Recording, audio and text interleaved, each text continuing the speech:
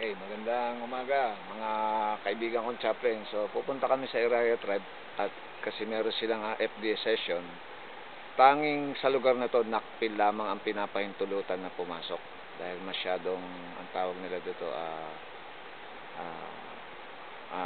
sanctuary ang lugar nito. So sa biyaya ng Panginoon, mga chaplain lang po ng nakpil ang pinapapasok dito. At kasama ko po si chaplain Boyet. Siya po ang tumatay yung liaison officer ng nakpil dito. So kahapon galing kami sa opisina ng Kapitolyo at inire-ready na po ang office ng nakpil dito sa probinsya ng Occidental Mindoro. So tatawid kami ron kasi imimit namin doon yung mga kaibigan nating Iraia Tribe or isa sa mga Mangyan Tribe para sila ay kandakan po ng values formation. So ngayon po ay kami tatawid na dito at kung makikita nyo, yung mga gusto sumama ay marami pang pagkakataon dahil sa darating na March. Merong magaganap na province-wide training sa Kapitolyo at pwede na kayo sumama rito. Ito talagang tinatawag na mission.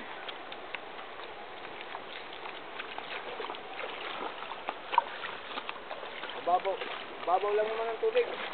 Sir, mababa lang sir, pero pag tagulan yan sir, makakakuan. Hindi po pwedeng tawiran ng tao. Naka-video to sir? Sir. Ang lamig ng tubig. Ang maganda ng isla.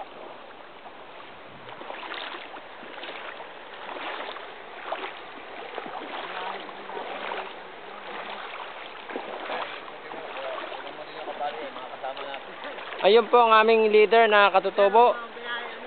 Naka-brief lang na lang po.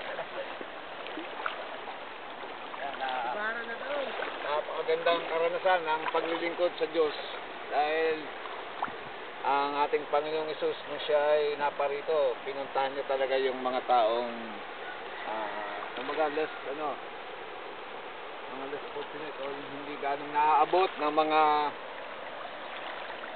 tao sa kabias na. So tayo ay dahil sa pagmamahal natin sa Diyos, so ginagawa natin ang lahat ng ito alang-alang sa mga tao.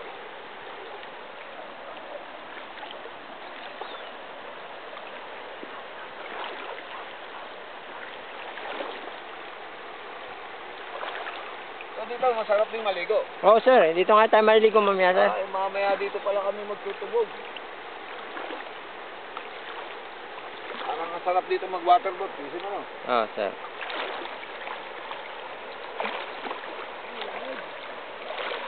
May pagkakataon na lumalaki po itong ilong to. Pag lumaki, hindi na nakakatawid yung mga kaibigan natin Mangyan. Yung kagaya na yun. Kagaya na. Muntik na. Dahil madulas ang bato. Dahan lang po.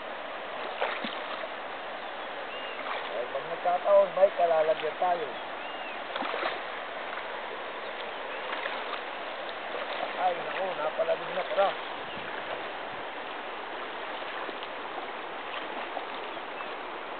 Nabit ko naman ako may nakabaksa.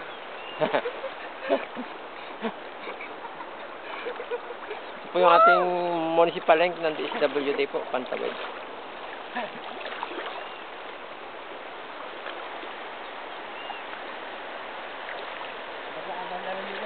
Balas ang bato.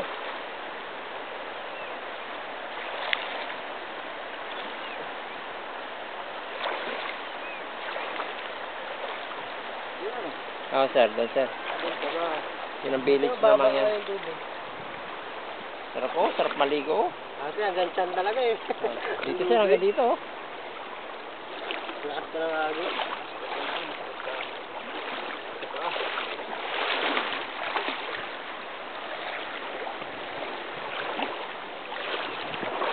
Grabe lang yung tubig dito. Ay, sarap maligo ng gabi dito. Maga, mainit.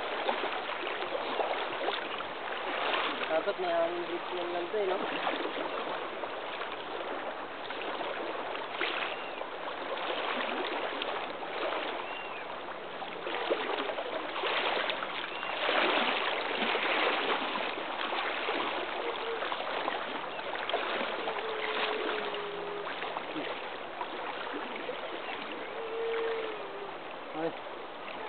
baka. Oh, bet. Ako, ako na.